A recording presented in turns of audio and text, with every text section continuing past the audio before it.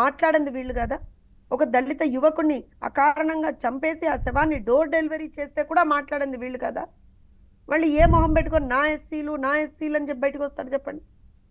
SC కార్పొరేషన్కి సంబంధించినటువంటి రుణాలు ఒక్కటంటే ఒక్కటి కూడా ఇవాళ వరకు ఈ 5 సంవత్సరాల్లో ఒక్కళ్ళకు కూడా ఇవ్వలేదండి.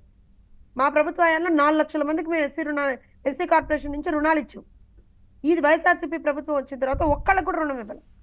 అంటే నేను ఎందుకు ఈ స్టార్క్ డిఫరెన్షియేషన్స్ తీసుకొస్తున్నా అంటే పవన్ గారు, ఆల్ సెడ్ అండ్ డన్ ఇవాళ రోజున రాష్ట్రంలో 5 ఏళ్ల నుంచి నువ్వేం చేసిన ఒక మహిళ బయటికి వచ్చిన, మళ్ళీ I come back to that point, ఒక మహిళ బయటికి వచ్చి ఇవాళ రోజున తన్ని తాను హాని చేసుకునేటువంటి ఒక పరిస్థితికి వచ్చి, ఇక్కడ కూడా కాదండి దేశ రాజధానిలో, అంటే నేను ఎక్కడికి వెళ్ళినా నాకు న్యాయం జరగట్లేదు, కనీసం నేను ఇది చేస్తే అయినా సరే కనీసం దీని గురించి ఎవరైనా మాట్లాడతారేమో అనేటువంటి ఒక కంప్లీట్ దీంట్లోకి వెళ్ళిపోయి, నిస్సహాయ స్థితిలోకి వెళ్ళిపోయి ఆ పని చేసుకుంది లక్ష్మి గారి వల్ల.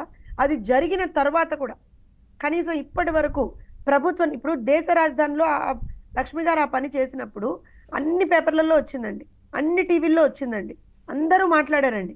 మరి ఎందుకు ప్రభుత్వానికి వినపడలేదా? లేకపోతే ఎన్నికలని బిజీ ఉన్నాడా జగన్మోహన్ రెడ్డి? వినపడలేదా ప్రభుత్వానికి? కనపడలేదా ప్రభుత్వానికి? ఏమ్మా లక్ష్మి ఏంటి నీ ఇబ్బంది అని ఎందుకల్లే అడగలేకపోయారు? ఏ ఎంఆర్ఓ ఇబ్బంది చేశాడు, లేకపోతే ఎక్కడ ఇబ్బంది జరిగింది అని ఎందుకల్లే అడగలేకపోయారు? పోనీ వాళ్ళ ఇప్పుడు తను ఏ నియోజకవర్గం నుంచి ఉందో అక్కడ ఎమ్మెల్యే ఎందుకు వచ్చి మాట్లాడలేదు? ఎవరో ఒకళ్ళు మాట్లాడాలి కదా. నాకశల్యమ్మలో అని చెప్పి దిక్కుమాలను మాట్లాడుతుంటాడు కదా 24 గంటలు. ఇప్పుడు ఏం లక్ష్మి మీ అక్క చెల్లెల మధ్యలో రావట్లేదా? మీ అక్క చెల్లె కాదా లక్ష్మి అని అడుగుతున్నాను. వాళ్ళ అక్క చెల్లెలకే దిక్కు లేదు. అదే నా నెక్స్ట్ స్టేట్మెంట్ అదే. సొంత తోడబుట్టిన చెల్లినే రోడ్డు మీద పాడేశాడు. ఇవాళ రోజున ఆమె ఏ చీర కట్టుకోవాలో కూడా ఈ మహానుభావుడే చెప్తాడు. సొంత తల్లినే ఇవాళ రోజున దేశంలో వెళ్ళి ఉంటుంది ఈ మహానుభావుడిని తట్టుకోలేక, నన్ను ఏం చేస్తాడో అని చెప్పి. ఇంకేముంది చెప్పండి?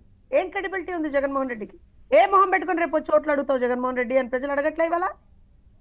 నాకు ఇంకో విషయం చెప్పమంటారా మిమ్మల్ని, మీకు పవన్ గారు? అసలు ఎక్కడికి వెళ్ళినా సరే వైఎస్ఆర్సీపీ నాయకులు అని అంటేనే ప్రజలు లిటరల్ గా కూడా అసహించుకుంటున్నారు. ఆ జగన్మోహన్ రెడ్డి గారు చేసినటువంటి దీని వల్ల, పనుల వల్ల వైఎస్ఆర్సీపీలో ఉన్నటువంటి నాయకులు అంటేనే ప్రజలు అసహించుకుంటున్నారు. ఆడెవడన్నా దగ్గరకు వస్తేనే చిచ్చి అంటున్నారు. ఇవాళ ఇందాక లక్ష్మి గారు చెప్పారు కదా, వాళ్ళ ఆ పార్టీలో ఉన్నటువంటి కొద్దో గొప్ప ఏమంటారంటే మనస్సాక్షి ఉన్నటువంటి వాళ్ళు, సంస్కారం ఉన్నటువంటి వాళ్ళు, చిచ్చి మేము ఈ పార్టీలో ఉండలేమండి అని చెప్పి బయటకు వచ్చేస్తున్నారు. ఇవాళ తెలుగుదేశం పార్టీలోకి వచ్చేస్తున్నారు, లేదా జనసేనలోకి వెళ్ళిపోతున్నారు. భరించలేకపోతున్నారు. అక్కడ ఉన్నటువంటి ఈ దరిద్రాలన్నీ కూడా ఎవరు భరిస్తారండి? అరే ఇవాళ రోజున నేను ఒక విషయం చెప్తాను పవన్ గారు, పిల్లలకి సంబంధించి చదువు విషయంలో నెగ్లెక్ట్, ఉద్యోగ కల్పన విషయంలో నెగ్లెక్ట్, రాష్ట్రంలో మద్యము గంజాయి విరివిగా అవైలబుల్. అంటే ఒక కంప్లీట్ గా ఒక జనరేషన్ ని నాశనం చేశాడు జగన్మోహన్ రెడ్డి 5 సంవత్సరాల్లో. లక్ష్మి గారి వేదన ఏంటి? ఆఖరికి మొన్న మీరు గుర్తుంటే పవన్ గారు, నాకు తెలిసి కుప్పం లాంటి ఒక ప్లేస్ లో కూడా ఒక మారుమూల, ఆ కుప్పంలో ఉన్నటువంటి ఒక మారుమూల గ్రామంలో కూడా ఇవాళ రోజున డ్రగ్స్ అవైలబిలిటీ, గంజాయి దొరుకుతుంది. అక్కడ మా పార్టీకి సంబంధించినటువంటి కొంతమంది నేతలు వెళ్ళి మాట్లాడుతుంటే అక్కడ ఉన్నటువంటి ఒక వృద్ధుడు బయటకు వచ్చి, అయ్యా మీకు చేతులెత్తి దండం పెడతాం, ఏ రోజున కూడా ఇలాంటి పరిస్థితి మా గ్రామాల్లో కానీ మా మండలాల్లో కానీ ఏ రోజున లేదయ్యా.